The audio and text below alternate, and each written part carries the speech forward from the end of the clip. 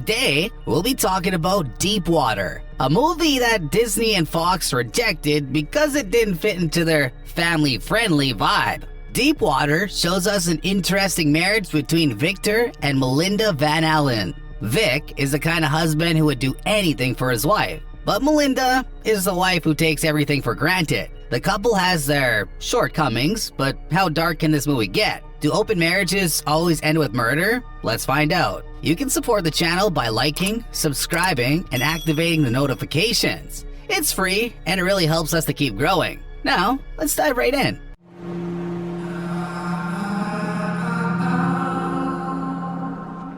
Deep Water tries to show us the unusual relationship between Vic and Melinda within the first 10 minutes. In the opening scene, we see Vic returning from his bicycle run with Melinda waiting on the stairs for him. As soon as he arrives, she glares at him, gets up, and goes back inside.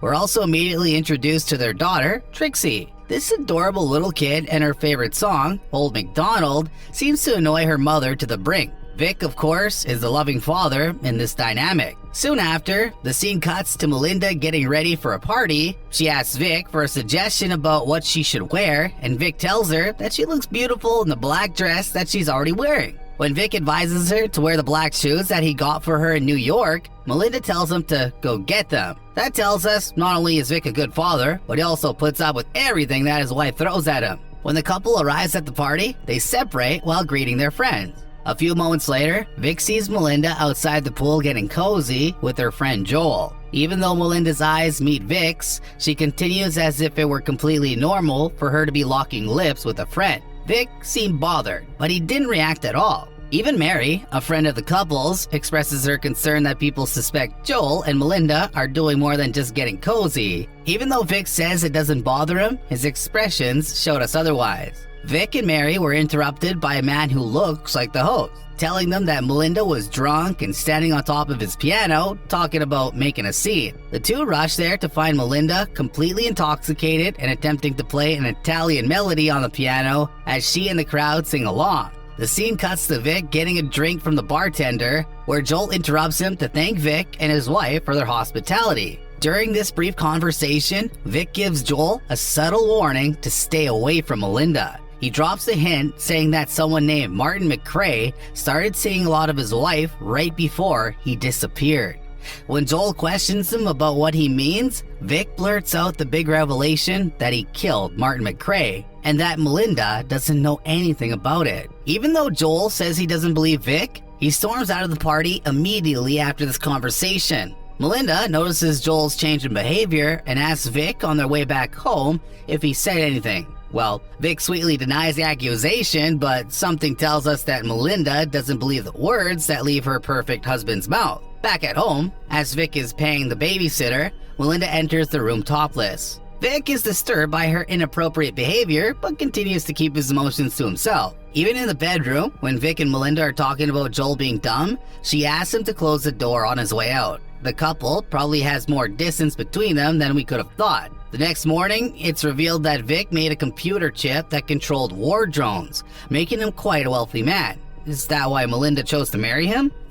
A few moments later, we find out that Melinda invited Joel to dinner and asks Vic to apologize for threatening him earlier. Later at the dinner table, Joel reveals that he can't have seafood, so he chooses to have a grilled cheese sandwich instead. Melinda continues to flirt with Joel over dinner, which makes the husband jealous.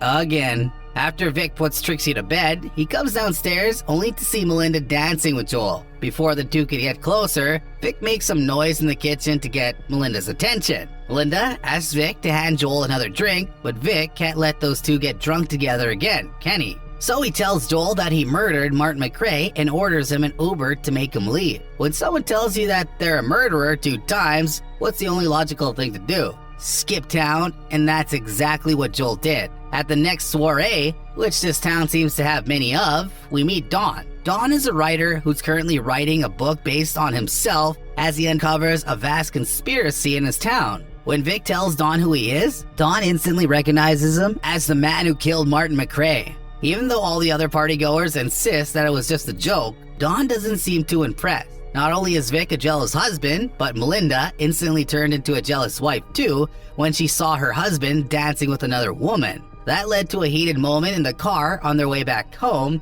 and also a brief scene of the couple enjoying themselves in the bedroom later that night. In some weird way, maybe these two are made for each other. But nothing could stop Melinda. The next day, Vic finds out that she wrote up a check to somebody named Charlie Delisle for piano lessons. And of course, that's Melinda's next love affair. Fast forward to Vic going into a secret place that looks a lot like a detective's den. Here, he calls almost every restaurant in the city, asking if they have live music tonight. When he finds the one where Charlie's playing, he shows up at the restaurant but keeps his presence unnoticed. Vic also sees Melinda there, sitting on the couch beside Charles and acting all flirty with him. The next day, Vic sees Charles walking down the street with pink tulips in his hand. In the next scene, we see the same tulips sitting on the couple's dining table. We wonder where those came from. Soon after, Charlie's invited to play the piano at a pool party at Vic's friend's house. Like she did with Joel, Melinda now flirts and flaunts Charlie in front of all the guests at the party. This time, Vic isn't only jealous, but his face shows us a little bit of anger too.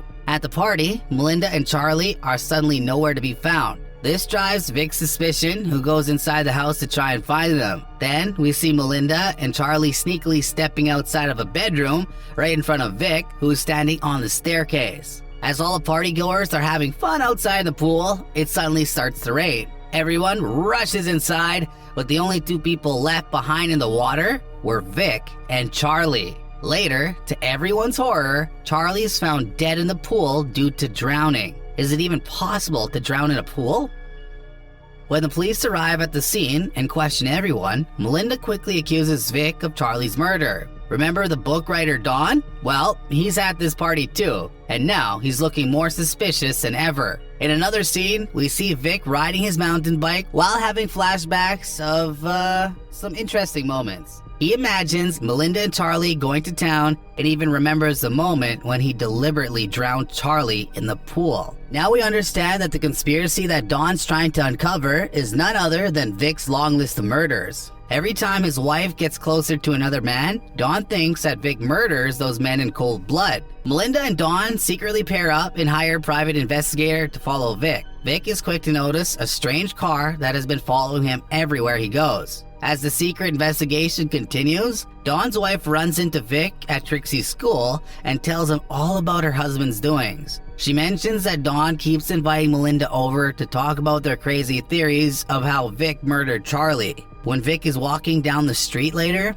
he notices the same car that was following him parked on the sideway. As he peeks inside, he notices a telephoto lens and some documents at the back of the car. Vic decides to walk into the diner right where the car was parked and finds his wife sitting with the man. Melinda says that she's just having lunch with the man, and the man, David, says he's a psychotherapist who's new in town. All these efforts to uncover Vic's secret end in vain as he quickly uncovers the plot and crashes Dawn's family dinner. Here, he creates a scene in front of his family and accuses Dawn of everything that he's been doing. In the very next scene, we see Melinda reunited with an old college boyfriend. The man's name is Tony Cameron, whose flirty behavior, yet again, makes Vic jealous. Before Melinda introduces Tony to Vic, Vic follows the two around town. Later, she invites Tony over for dinner and pretends as the two had just met. The next day, Vic drives up to Tony and tells him that Melinda wants to show him a building site. Vic drives Tony into the woods alone, where he tells her that they'd be meeting Melinda. After a rough and long drive, Vic stops in the middle of nowhere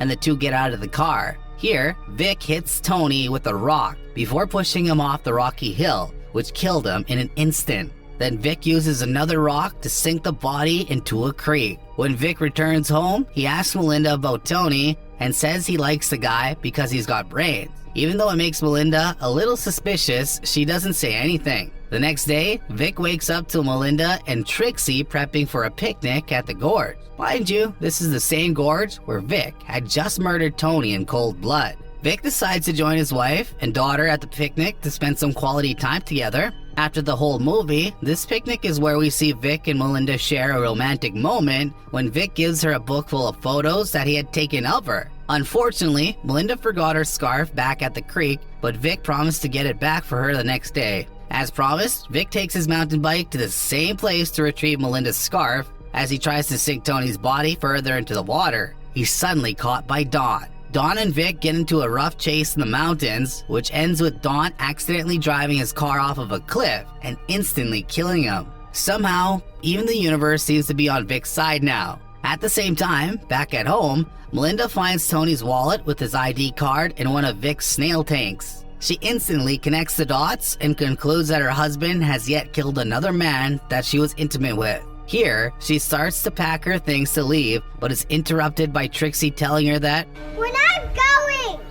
In the final scene of the movie, we're taken back to the very first scene when Vic returns home to Melinda, waiting for him on the stairs. There's just one dialogue that's different from the first scene and the last one. This time, Melinda smiles at Vic and says, "I heard from Tony." As the credits start rolling, we see Melinda burning Tony's ID. Even though she knows her husband is a murderer, we're guessing that she decides to stay with him anyway. Deepwater gave viewers a dark insight into what open marriages can look like. It's the perfect blend of mystery, murder, and some type of crazy love. This movie helped us realize that love can push anyone to the brink, and that jealousy can make you do some really awful things.